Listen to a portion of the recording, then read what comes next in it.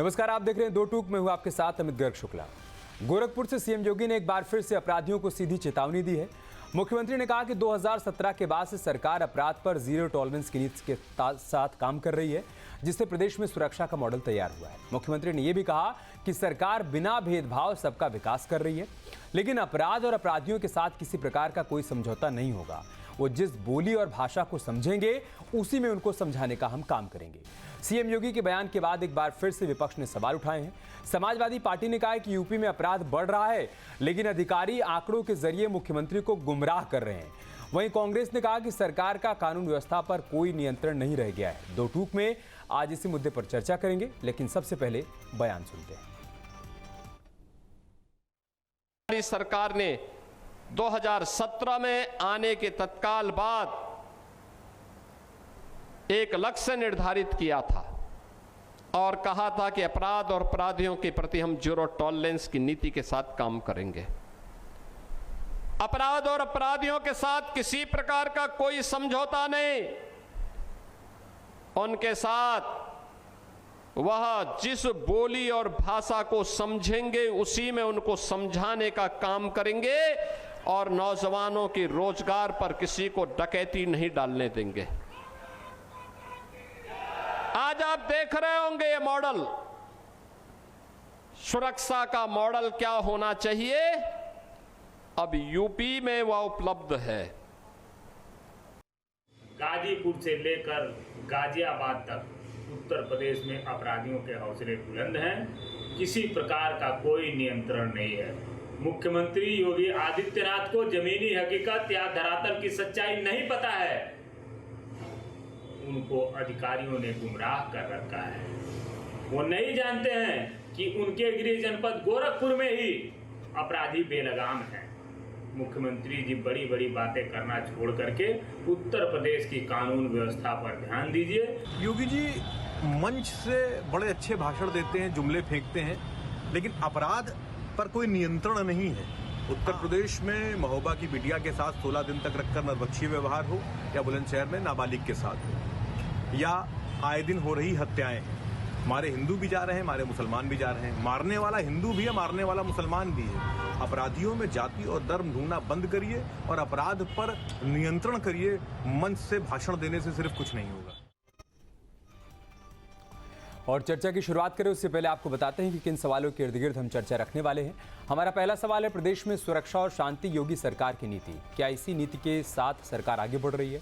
हमारा दूसरा सवाल है, अपराधियों को उसी की भाषा में जवाब, योगी करेंगे सबका हिसाब। लेकिन योगी के इस दावे पर विपक्ष सवाल क्यों खड़ा कर रहा है, ये भी समझेंगे। अपराध पर वार लगातार, जीत का नया आधार, क्या जीत का नया आधार बनेगा अपराध पर जिस तरीके से वार किया जा रहा है? सवाल यह भी कि अपराधियों पर प्रहार, समझौते की नहीं कोई दरकार। अपराधियों के साथ किसी प्रकार का कोई समझौता नहीं किया जाएगा। जो वो करनी करेंगे उसकी सजा उनको भुगतनी पड़ेगी। अपराधियों की पाताल में तलाश, 27 में जीत होगी खास। क्या अपराध पर जीरो टॉलरेंस की नीति के तहत जो काम किया जा रहा है उसका असर 2027 के चुनाव में देखने को मिलेगा क्या? मेहमानों से आपका परिचय करवाते हैं, उसके बाद चर्चा की शुरुआत करेंगे। भारतीय जनता पार्टी के प्रवक्ता संजय चौधरी साहब हमारे साथ जुड़ चुके हैं, साथ ही राकेश अहिर साहब जुड़ चुके हैं, आप प्रवक्ता हैं समाजवादी पार्टी के। पुनीत पाठक जी थोड़ी देर में हमारे साथ जुड़ेंगे, आप प्रवक्ता हैं कांग्रेस पार्टी के। शुरुआत में संजय चौधरी जी आपके साथ ही कर रहा हूं। आप ये कह रहे हैं कि अपराध पर अंकुश लगाया जा रहा है, अपराधियों पर कार्रवाई हो रही है, लेकिन विपक्ष ये कह रहा है कि गाजीपुर से लेकर गाजियाबाद तक अपराध हो रहा है और अधिकारी आंकड़ों के जरिए सीएम साहब को गुमराह कर रहे हैं। देखिए, आज योगी जी ने जो कहा है, मैं अपनी बात वहीं से शुरू करना चाहूंगा कि उत्तर प्रदेश की सरकार की नीति बिल्कुल स्पष्ट है कि इन अधिकारियों, इन अपराधियों के साथ कहीं कोई समझौते की बात नहीं, उनके साथ कोई नरमी बरतने की बात नहीं। प्रदीप जी, याद कीजिए उत्तर प्रदेश की पहले की सरकारों में क्या होता था कि अतीक अहमद अगर किसी पुलिस वाले को ले जाकर अपने घर में बंद कर लेता था तो उत्तर प्रदेश का मुख्यमंत्री कहता था कि अतीक भाई उसको छोड़ दो। आपने देखा होगा कि उत्तर प्रदेश का सबसे बड़ा माफिया सरगना मुख्तार अंसारी पंजाब में जाकर शरण लेता था। आज उत्तर प्रदेश में इस प्रकार की कोई घटना नहीं है। सारे अपराधियों के प्रति उत्तर प्रदेश की सरकार पूरी जीरो टॉलरेंस की नीति के साथ काम कर रही है और इसीलिए अपराध जो है वो कम हो रहे हैं। उत्तर प्रदेश से माफियाओं का सफाया हो गया है, कोई भी संगठित अपराध नहीं हो रहा है और इसीलिए कभी दंगों का प्रदेश कहा जाने वाला उत्तर प्रदेश आज सुशासन की तरफ बढ़ रहा है। आज उत्तर प्रदेश के अंदर जिस प्रकार से माफिया राज, गुंडई होती थी, आज वो समाप्त है। मनचले सड़क पर नहीं खड़े हो रहे हैं और उत्तर प्रदेश एक भयमुक्त वातावरण में आगे बढ़ने को तैयार है। और निश्चित रूप से योगी जी का संदेश साफ है कि जो अपराधी जैसे मानेगा उसको वैसे मनाया जाएगा, लेकिन अपराध को और अपराध करने वाले को कतई नहीं छोड़ा जाएगा। और इसीलिए ऐसे अपराधी जो पुलिस पर अगर गोली चलाते हैं तो पुलिस फूल नहीं बरसाती है, उनको करारा जवाब देती है। ठीक है। उनके एनकाउंटर्स हो रहे हैं और इसीलिए उत्तर प्रदेश में एक भयमुक्त वातावरण के साथ अपराधियों पर नियंत्रण हो रहा है, माफियाओं का सफाया हुआ है। संजय जी, जब आप ये दावा करते हैं तो विपक्ष गाजीपुर की घटना का जिक्र करता है, महोबा की घटना का जिक्र करता है। गोरखपुर, जहां से सीएम साहब ने दावा किया, वहां से 150 किलोमीटर की दूरी पर गाजीपुर, जहां पर एक होटल व्यापारी के बेटे को होटल के सामने ही गोलियों से भून दिया जाता है और अभी तक उस मामले में कोई गिरफ्तारी नहीं हुई है। तो सवाल विपक्ष उठा रहा है कि जब आप गोरखपुर से दावा कर रहे हैं तो गाजीपुर की घटना को भूल जा रहे हैं क्या? महोबा में एक बेटी के साथ 15 दिनों तक बंधक बनाकर रेप किया गया, क्या उस घटना को आप भूल जा रहे हैं क्या? क्या ये अपराध नहीं है क्या? कोई किसी की घटना को भूलने का सवाल नहीं है। हर घटना पर त्वरित कार्रवाई हो रही है और जैसे ही ऐसे अपराधी गिरफ्त में आ रहे हैं उनके खिलाफ ऐसी कार्रवाई हो रही है जो नजीर बन रहा है। आज उत्तर प्रदेश की जो स्थिति है वो पूरे देश में एक बेहतर मॉडल के साथ जानी जा रही है। अपराध के प्रति जिस प्रकार का नियंत्रण है और राज्य इस योगी मॉडल से सबक ले रहे हैं। एक आध घटनाएं हो सकती हैं कि जिस पर अपराधी छिप गया हो, ठीक है, लेकिन वो भी जल्दी सलाखों के राकेश भाई से सवाल करने में मेरे लिए आसानी हो जाएगी अगर आप बता पाएं कि गाजीपुर की घटना में क्या कार्रवाई हुई, क्या अभी तक कोई गिरफ्तारी हुई? क्या 6 दिन हो गए? नहीं, निश्चित रूप से सरकार इस घटना की जांच भी कर रही है, अपराधियों को ढूंढा भी जा रहा है और मुझको लगता है कि बहुत जल्दी ही ये जो अपराधी हैं वो कानून की गिरफ्त में होंगे। ठीक है। अपराध के प्रति किसी भी तरह से कोई नरमी का प्रश्न नहीं है। निश्चित रूप से उत्तर प्रदेश की सरकार की जो बेसिक अपनी पॉलिसी है कि जीरो टॉलरेंस की नीति के साथ अपराधियों का दमन किया जाए, तो वही उत्तर प्रदेश में हो रहा है। राकेश भाई, जब सरकार की तरफ से दावा किया जाता है कि हम सबका विकास करेंगे, सबकी सुरक्षा करेंगे, तो आपके मन में संदेह क्यों आता है? अमित भाई, आपने संजय भाई से जब सवाल किया तो संजय भाई ने कहा कि पूरे प्रदेश में 1-2 घटनाएं होती, इनको 1-2 घटनाएं दिखती, इनको ये नहीं दिख रहा है कि गाजियाबाद से गाजीपुर में लगातार हत्या हो रहा है। आप बताइए कि जो होटल मालिक साल का कह रहे थे कि 1 करोड़ टैक्स देता हूं, उस प्रदेश में हमारे बेटे की जान चली जाती है, सुरक्षा नहीं है। और इनके मुख्यमंत्री जी जिस जनपद में जीरो टॉलरेंस की बात करते हैं, उसी जनपद में राजकुमार चौहान की चाकू गोद कर हत्या कर दी जाती है और जरा से भी इनको सुध नहीं मिलता, क्योंकि वो भारतीय जनता पार्टी से रिलेटेड है और 1 महीना हो गया अभी तक गिरफ्तारी नहीं हुई उसमें। आप सोचिए कि गाजीपुर में और गाजियाबाद में जो खिलाड़ी था उसकी कैसे निर्मम हत्या कर दी जाती है। वहां अभी तक न एनकाउंटर हुआ न कुछ हुआ। जहां जहां भारतीय जनता पार्टी के बिलोंग करते हैं लोग, उस पर कार्रवाई नहीं होती है, उस पर दोहरे चरित्र है। आप सोचिए कि अभी कानपुर में एक 16 साल की बच्ची के साथ बर्बरता हुआ और उसकी हत्या निर्मम कर दी गई। ठीक है, महोबा की घटना किस तरीके से हुआ, आप महोबा की घटना को आप बताइए। महोबा की घटना किस तरीके से भयानक, दर्दनाक, 15 दिन तक बंधक बना के इस तरीके से। उत्तर प्रदेश में कहीं भी कोई सुरक्षित नहीं है, ये भारतीय जनता पार्टी के लोग भी जानते हैं और उत्तर प्रदेश की जनता जानती है। केवल मुख्यमंत्री जी 2 भाषा जानते हैं जो अधिकारियों ने बताया है, एक तो अपराध मुक्त, दूसरा का जो है जीरो टॉलरेंस। जीरो टॉलरेंस के बाद उनके पास तीसरी भाषा का खुद का ज्ञान नहीं। जिस दिन वो कहते हैं कि अपराधी को चुनौती दिया जाता है, उसी दिन एक घटना उत्तर प्रदेश में हो जाती है। जिस दिन कहते हैं कि अपराधी प्रदेश छोड़ के जाते हैं, उसी दिन 2 घटनाएं उत्तर प्रदेश में हो जाती हैं। और जिस दिन वो बेटियों का नाम ले लेते हैं, उसी दिन 2-4 बेटियों के साथ बर्बरता और उसके साथ बलात्कार हो जाते हैं। ये मुख्यमंत्री जी की भाषा है। और संजय भाई तो कह रहे थे कि सिर्फ अतीक और मुख्तार जिनका अब अतीक हो गया, उनका नाम लिए बगैर इनका जैसे लगता है कि भारतीय जनता पार्टी का वो जवाब देना चाहते हैं प्रायोजित संजय चौधरी जी। अभी हाई कोर्ट ने जो 2 विंडो रखिए, संजय जी जवाब देना चाहते हैं। दरअसल जब राजनीतिक दल सेलेक्टिव हो जाते हैं तो किस प्रकार का होता है, मैं इनको याद दिला दूं। लखनऊ में अभी एक घटना हुई जिसमें एक जो व्यक्ति मारा गया, उसको मारने वाला कौन था? मारने वाला युवजन सभा का राष्ट्रीय उपाध्यक्ष था। तो मुझे लगता है कि ऐसी घटनाओं को देखने वाले आप कार्रवाई तो आप खुद जाति देख के करते हैं, पार्टी देख के करते हैं। जौनपुर में आजाद हिंद की हत्या होती है और भारतीय जनता पार्टी का जिला उपाध्यक्ष है अपराधी, और पता है 1 महीना हो गया अपराधी पकड़े तक नहीं गए, उत्तर प्रदेश की उनके घर भी नहीं गिराए गए क्योंकि भारतीय जनता पार्टी से रिलेटेड है। आप बताइए कि महोबा में जो हरदोई में कुशवाहा समाज की बेटी के साथ जो बर्बरता हुआ, वो मंडल अध्यक्ष कौन था? वो भारतीय जनता पार्टी का मंडल अध्यक्ष था।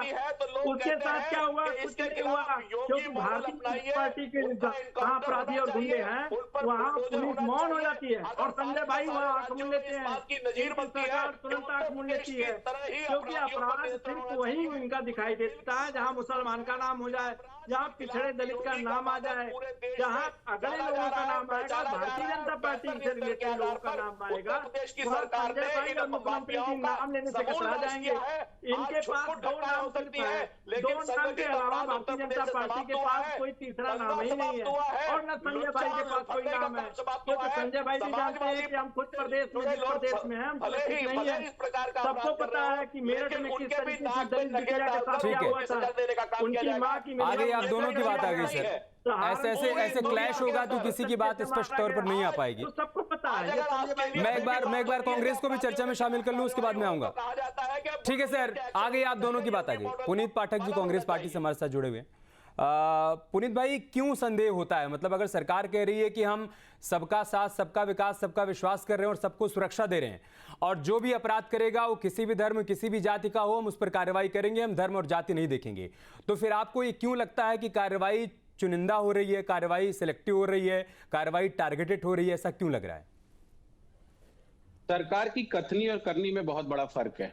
जैसा कि आपने बताया, सरकार बातें तो बड़ी बड़ी कर रही है, लेकिन सरकार के जो एक्शन है, जो कार्य प्रणाली है, उसमें हमें वो चीज नहीं दिख रही है। मुख्यमंत्री जी मंचों से बड़ी बड़ी बातें करते हैं। अभी गाजियाबाद का भी हमारे पास किस्सा आया, कैसे जब सूर्या की हत्या होती है तो असद जब हत्यारा है तो कितना हो हल्ला मचाया जाता है, लेकिन उसी गाजियाबाद में जब खिलाड़ी चिराग की हत्या होती है, उनके पिता भी वही मांग करते हैं, लेकिन उसके बारे में कोई बात नहीं की जाती है। अभी लखनऊ में हम लोगों ने देखा कि शिवम सिंह की पत्थरों से मार मार के हत्या कर दी गई। कितनी कार्रवाई हुई। बदायूं में HPCL के 2 अधिकारियों का डबल मर्डर हुआ, वहां पे क्या कार्रवाई हुई। अभी हमने देखा कि कानपुर की युवती जिसने FIR दर्ज कराया, उसकी हत्या कर दी गई, शव को बुलंदशहर में फेंक दिया गया। महोबा की बच्ची के साथ जो कृत्य हुआ वो हमने देखा। NCRB के आंकड़े बताते हैं सबसे ज्यादा अपराध उत्तर प्रदेश में है। तो ये जो बातें भारतीय जनता पार्टी NCRB वाला आप गलत बोल रहे हैं, कथनी और करनी में बहुत बड़ा फर्क है। NCRB वाला आप गलत बोल रहे हैं, बाकी मैं जवाब ले लूंगा जी। तो ये तमाम बातें जो हैं ये इस तरफ इशारा करती है कि भारतीय जनता पार्टी जो कहती है और जो करती है उसमें बहुत बड़ा फर्क है। देखिए, बात बहुत सीधी सी है कि अगर योगी जी अपने मंचों से धार्मिक ध्रुवीकरण की बातें ना करें तो उनके पास पिछले 9 सालों में उनके पास और भारतीय जनता पार्टी के पास कुछ कहने और बताने को है नहीं। ठीक है संजय जी, आप जवाब देना चाहते हैं दोनों मेहमानों को? किसानों के मुद्दों पे संजय चौधरी जी, तमाम मुद्दों पे भारतीय जनता पार्टी फेल है। आगे पुनीत भाई आपकी बात आ गई, आपके सवाल आगे, उसका जवाब दे रहे हैं, सुन लीजिए। छुपाने की कोशिश। गाजियाबाद की घटना के अंदर सबसे पहले क्या हुआ कि सबसे पहले 3 अपराधी गिरफ्तार हुए, और उसके बाद जो चौथा जो अपराधी है वो अगर भाग रहा है, पुलिस पर गोली चला रहा है, तो पुलिस निश्चित रूप पर उस पर गोली चलाएगी, उस पर फूल नहीं बरसाएगी। ये उत्तर प्रदेश की बिल्कुल स्थापित नीति है।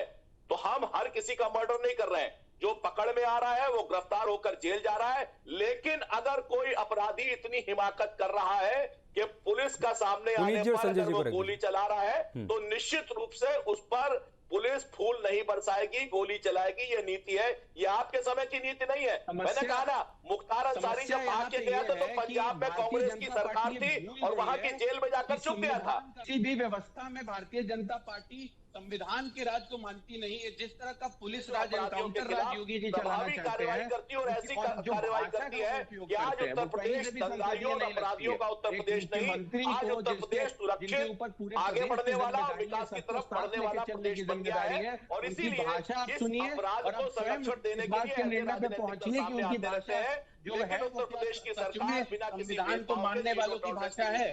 इन अपराधियों के खिलाफ कार्रवाई करती थी, क्या कार्रवाई एक करती है तरफा और कार्रवाई, आगे भी ऐसे एक ही तरफा कार्रवाई कार्रवाई करती रहेगी। इसमें हम कहीं जो कोई शक कार्रवाई नहीं है। जो कार्रवाई और अपराधियों पर जितना कार्रवाई शोर और विकास आप की ओर जितना रफ्तार, शोर यही आप उत्तर मचाते प्रदेश का हैं संदेश उतनी है। कार्रवाई और आप आज करेंगे योगी आदित्यनाथ तो जी ने शायद इसी ऐसी संदेश नजीर को एक पेश बार हो फिर से कि ऐसी प्रभावित हत्याएं किया ऐसी है घटनाएं कि ही ना अपराध के खिलाफ कोई भी नरमी बरतने का सवाल नहीं है।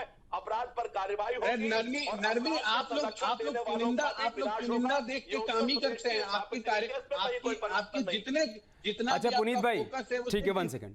पुनीत भाई, फिर क्या किया जाता है? मतलब अगर आप ये कह रहे हैं कि चुनिंदा देखकर करते हैं कार्रवाई, तो आपके हिसाब से असद के साथ क्या होना चाहिए था? उसको ससम्मान बुलाकर फूल माला पहनाना चाहिए था, उसका सम्मान करना चाहिए था, या उसको ये कहना चाहिए था कि ठीक है लड़के हैं, गलती हो जाती है, माफ कर दीजिए, क्या इनको फांसी चढ़ा देंगे क्या? मतलब क्या करना चाहिए था, आप बताइए। आप सजेस्ट करिए, मैं वही सुझाव संजय जी को दे दूंगा। आपके जो व्यंग के बाण चला रहे हैं उसका मेरे पास एक ही जवाब है कि वो अपराधी है और अपराधी की तरह डील करना चाहिए, लेकिन अपराधी की तरह ही सभी के साथ डील करना चाहिए। बिल्कुल करना चाहिए, बिल्कुल करना चाहिए, लेकिन ये संदेह पैदा करते हुए किसी अपराधी को प्रोजेक्ट करने की कोशिश या उसको प्रोटेक्ट करने की कोशिश नहीं करनी चाहिए ना। गाजियाबाद में चेतन की भी हत्या हुई है, लेकिन उस मामले में भी कार्रवाई होनी चाहिए। उसका जवाब उन्होंने दिया। पुनीत भाई, आपने सुना नहीं शायद। जस्टिस के हम लोग बुलडोजर, अच्छा आप बोल लीजिए तब मैं बोलूंगा। बोल लीजिए, आप खत्म कर लो। हाँ, कर लीजिए। हम लोग बुलडोजर जस्टिस की हिमायती नहीं है कहीं से भी, लेकिन जिस तरह का कवरेज, जिस तरह के हो हल्ला ये फ्रिंज एलिमेंट्स और भारतीय जनता पार्टी के नेता बनाते हैं, जब भी कोई आपराधिक मामला हो उसको धार्मिक रंग देने की कोशिश करते हैं अपने एजेंडा के हिसाब से। ये दोनों अपराधी हैं। किसने कहा? किसने, क्या उनकी तरफ से कहा गया कि हमने कार्रवाई इसलिए की क्योंकि हमने देखा कि वो मुसलमान है इसलिए की? ये तो हो हल्ला विपक्ष की तरफ से बाकी लोग उठा रहे हैं। नहीं, आप संगीत सोम के बयान सुनिए, भारतीय जनता पार्टी के नेताओं के बयान सुनिए। क्या कहा उन्होंने कि असद मुसलमान था इसलिए उसका एनकाउंटर हो गया? आप संगीत सोम वो क्या आप बता दीजिए, तो मैं सवाल कर लूंगा उनसे ना, संजय भाई से। आप संगीत सोम जी के बयान सुनिए, भारतीय जनता पार्टी के नेताओं के और योगी जी के बयान सुनिए। वो साफ साफ ये वही पार्टी है ना जो कहती है कि कपड़ों से पहचान लेते हैं हम। ये इनके मन की भाषण है ना कि हम तो कपड़ों से पहचान लेते हैं। तो जो मंशा है ना वो कहीं ना कहीं दिख के समझ आ जाती है, सामने आ जाती है। कितना भी छुपाने की कोशिश करेगा या बताने की कोशिश करे, देखिए संविधान का राज होना चाहिए। एनकाउंटर राज, पुलिस राज और ये जिस तरह का राज भारतीय जनता पार्टी मैं 1-to-1 नहीं करना चाहता, कहीं से भी इस देश की लेकिन जब ये बड़े बड़े उत्तर नहीं प्रदेश की माफिया जब ये कानून को ठेंगा दिखा रहे थे, जब ये अपराध को अंजाम दे रहे थे, क्या तब वाकई में संविधान? अब देखिए, आप बोल रहे थे तो मैं सुन रहा था, अब मैं सवाल कर रहा हूं तो आप लगातार बोल रहे हैं, और फिर मैं अगर काउंटर करूंगा तो आप फिर उसके बाद सर्टिफिकेट देना शुरू कर देंगे। मैं कह रहा हूं कि ये बड़े बड़े माफिया जब संगठित अपराध को अंजाम दिया करते थे, तब क्या संविधान नहीं था? तब क्या लोकतंत्र नहीं था? अगर था तो फिर इनको क्यों खुली छूट दी गई थी? आप अतीक का जिक्र कर रहे थे, मैं अतीक की बात कर दूं। प्रयागराज में अभी हाल फिलहाल में किसी से मिलकर आया, मैंने कहा कि उन्होंने घर बनवाया, मैंने कहा बहुत ही शानदार घर बनवाया आपने, तो उन्होंने कहा कि ये ऐसे ही नहीं बन गया अमित भाई, ये 2014-15 की बात। उन्होंने बोला कि हमने 4 बार न्यू डलवाई, हम दिन में न्यू डलवाते थे और रात में अतीक के गुंडे आके उसको तोड़ के चले जाते थे, और उसके बाद जब अतीक जेल चला गया, उसका आतंक समाप्त हो गया, उसके बाद जाकर मेरा घर बन पाया। तो तब भी तो संविधान और लोकतंत्र था ना, लेकिन यही संगठित जो माफिया हैं, जो अपराधी हैं, ये तब उसको ठेंगा दिखा रहे थे। और आज उस सरकार ने अगर एक्शन लिया है, उन्होंने बुलडोजर कार्रवाई की है, उन्होंने उस माफिया को मिट्टी में मिलाया है, तो उसका वो क्रेडिट लेंगे, तो फिर उसमें आपत्ति क्यों हो रही है? फिर आप उसको सिलेक्टिव नजर से क्यों देख रहे हैं? सेलेक्टिव ब्रिजेश सिंह जी के लिए भी है, सेलेक्टिव धनंजय सिंह जी के लिए भी है, सेलेक्टिव मुख्यमंत्री जी के जो चहेते लोग हैं उनके लिए भी है, सेलेक्टिव उन सभी लोगों के लिए है जो भारतीय जनता पार्टी के कार्यकर्ता निकलते हैं और बाद में उस मामले पे लीपापोती की जाती है। इसीलिए जवाब की बात आती है। जब आप अपराधियों की बात करते हैं, अगर गाजियाबाद में ये अपराध की 2 घटनाएं होती हैं, तो एक अपराध के मामले में त्वरित कार्रवाई होती है, एनकाउंटर हो जाता है, नोटिस चस्पा कर दिया जाता है, कहा जाता है कि बुलडोजर एक्शन भी हो जाएगा, लेकिन दूसरे अपराध के मामले में ना इतना हो हल्ला होता है, ना किसी बीजेपी नेता का बयान सामने आता है, ना बुलडोजर दिखता है, ना एनकाउंटर होता है। जवाब आपका। देखिए, मुझे लगता है कि इनको शायद याद नहीं है, उन्नाव में घटना होती है, अगर बलात्कार करने वाला भारतीय जनता पार्टी का सांसद होता है तो वो जेल में होता है, और लगातार 6 साल से वो जेल में है, तो भारतीय जनता पार्टी उन पर भी कार्रवाई करती है। और आप बताइए, अगर अतीक अहमद भारतीय जनता पार्टी के शासनकाल में अगर वहां पर प्रयागराज के अंदर सरेआम हत्या करेगा और हत्या करने के बाद वो चाहेगा कि उसका बेटा बच जाए, तो बच नहीं पाएगा। आप जिन अपराधियों की बात करते हैं उनमें बताइए, भारतीय जनता पार्टी के शासन में उनमें से किसने मर्डर कर दिया? एक उदाहरण आप बता दीजिए। तो भारतीय जनता पार्टी हर अपराध करने वाले के खिलाफ कार्रवाई कर रही है, हर अपराधी जेल अच्छा, के आप ये अंदर कह रहे है। हैं और संजय जी, आप ये इसीलिए कह रहे हैं कि आपकी सरकार के दौरान अगर किसी पुराने अपराधी ने अपराध किया है तो आप उसको अपराध मानेंगे, लेकिन अगर वो पहले से करता है तो आप उसको अपराध नहीं मानेंगे, उस पर कार्रवाई नहीं होगी, ये कह रहे हैं आप? देखिए, उस पर पहले से कार्रवाई चल रही है, कार्रवाई कानून सम्मत चल रही है, और उत्तर प्रदेश की सरकार ने इसीलिए ऐसे अपराधियों पर कार्रवाई करने का तरीका बदला है। आज उनको सजा हो रही है, सजा में वो जेल जा रहे हैं और ऐसे लोग कन्विक्टेड हो रहे हैं। उन्होंने और 3-4 नाम गिनाए, वो कह रहे हैं उन पर कार्रवाई क्यों नहीं हो रही? क्या माफिया का या फिर अपराधी का क्राइटेरिया अलग अलग है क्या आपके लिए? नहीं, कोई नहीं है। मैंने कहा ना कि आप बताइए, इनमें से किसी अपराधी ने मुख्तार की तरह या जो जेल में थे उन्होंने कोई ऐसी कार्रवाई की? तो जो कार्रवाई की हो उसकी आप हमें नजीर दीजिए। तो जो केवल और केवल जिन पर कोई मुकदमे नहीं है, आज वो शांतिपूर्ण ढंग से रह रहे हैं, उनकी बात अलग है। लेकिन अगर उत्तर प्रदेश के अंदर अपराध होगा, पुलिस का सामना होने पर गोली चलाई जाएगी, तो निश्चित रूप से उत्तर प्रदेश की सरकार उनको माकूल और मुकम्मल जवाब देगी, इसमें कहीं कोई शक नहीं है। राकेश भाई, आप कुछ कहना चाहते हैं? ठीक है संजय जी, आगे आपकी बात। उत्तर प्रदेश सरकार की नीति है। ठीक है राकेश भाई, कंप्लीट करिए।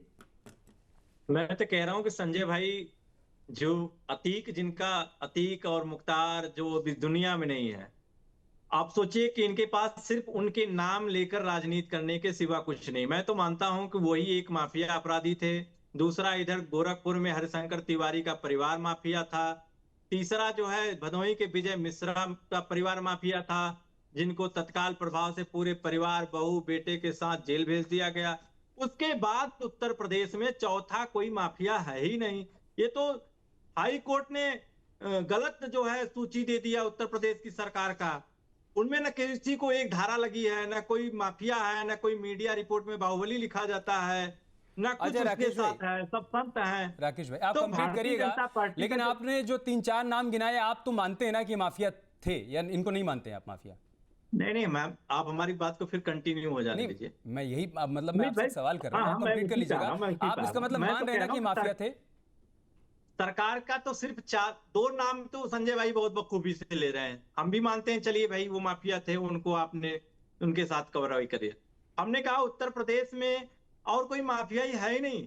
इनकाउंटर वहां होता है जहां भारतीय जनता पार्टी जो है राजनीति इसी पर आपसे पलट के पूछ सकते हैं राकेश भाई कि अगर आप 4 में मान लीजिए आप 2 को भी मान रहे हैं, तो उन 2 को खत्म करने के लिए या उनके द्वारा जो अपराध किया जा रहा था, जिन अपराधियों को संरक्षण दिया जा रहा था, उनको खत्म करने के लिए आपने क्या किया था? अमित भाई, थोड़ा हमको अगर समय दे, जितना हाँ, बिल्कुल आपके पास समय, आप जवाब दीजिए। अपनी बात को मैं रख लूंगा अच्छे से, आप भी संतुष्ट हो जाएंगे।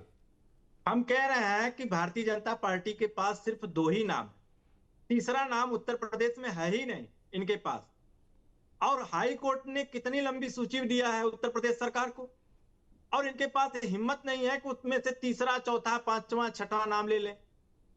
और उत्तर प्रदेश में जो एनकाउंटर पे इन्होंने बात कर रहा था, हम तो जानना चाह रहा था कि हाथरस की बेटी के साथ जब हुआ तब कितने लोगों का एनकाउंटर हुआ, उन्नाव कांड में कितने लोगों का एनकाउंटर हुआ, गाजीपुर में विश्वकर्मा समाज की बेटी के साथ जो हुआ उसमें कितने लोगों का एनकाउंटर हुआ, चिराग त्यागी जो खिलाड़ी है अभी उनमें कितने एनकाउंटर हुआ, हरदोई में कुशवाहा समाज की बेटी के साथ जिसका नाम आया उसके साथ कितना एनकाउंटर हुआ, दलित बिटिया चित्रकूट में जो हुआ उसके साथ उसमें कितना एनकाउंटर हुआ, जौनपुर में आजाद बिंद के साथ कितना एनकाउंटर हुआ। जहां जहां भारतीय जनता पार्टी के लोग उसमें संलिप्त हैं, उनके गुंडे संलिप्त हैं, वहां पुलिस बौनी हो जाती है। ये उत्तर प्रदेश का कानून व्यवस्था है। और आप तो छोड़िए साहब, लखनऊ में हत्या हो रही है संदीप सिंह की, बताइए किस तरीके से गोली मार दिया। अगर और ऐड ऑन करना है तो आप कर लीजिए, मैं जवाब ले लूं उनसे। नहीं, मुख्यमंत्री जी जहां रहते हैं लखनऊ में, वहां फिल्मी स्टाइल से गोली मार दिया जाता है।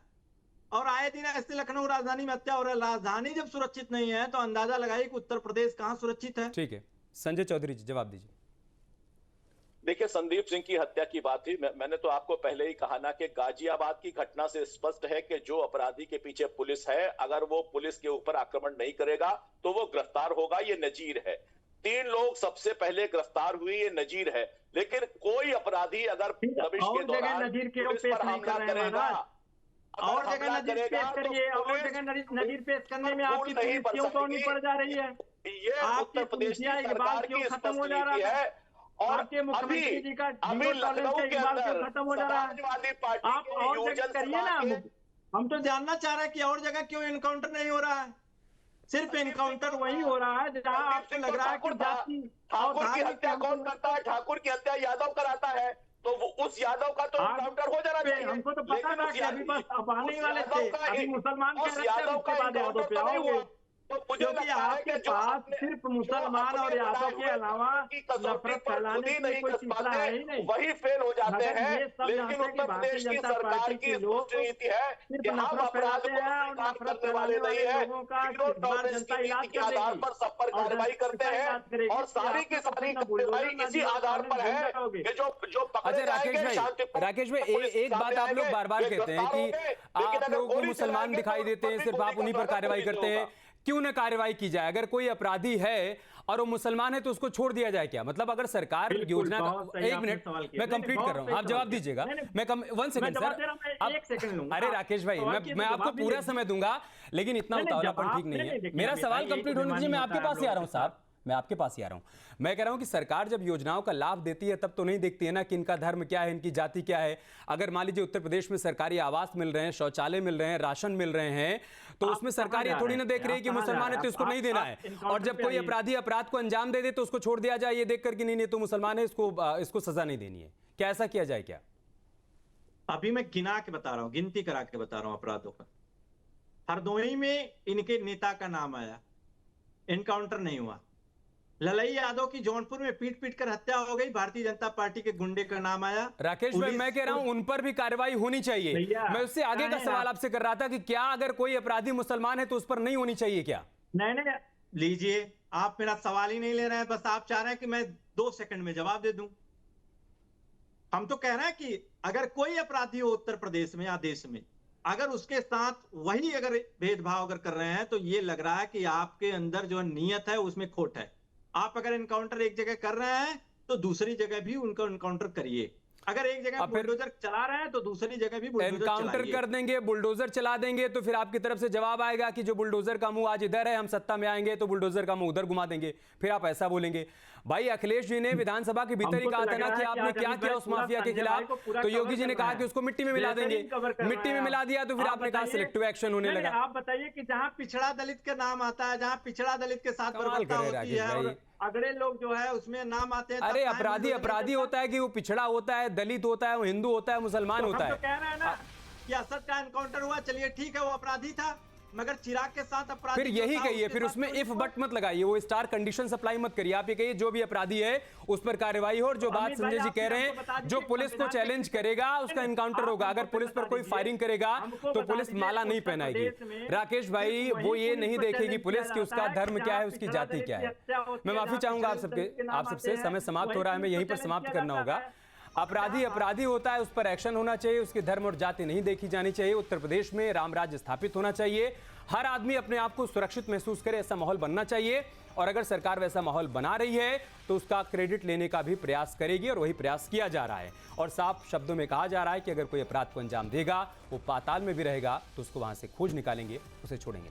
दो टूक में इतना ही। खबरें जारी हैं, अब बने रहिए हमारे साथ। नमस्कार।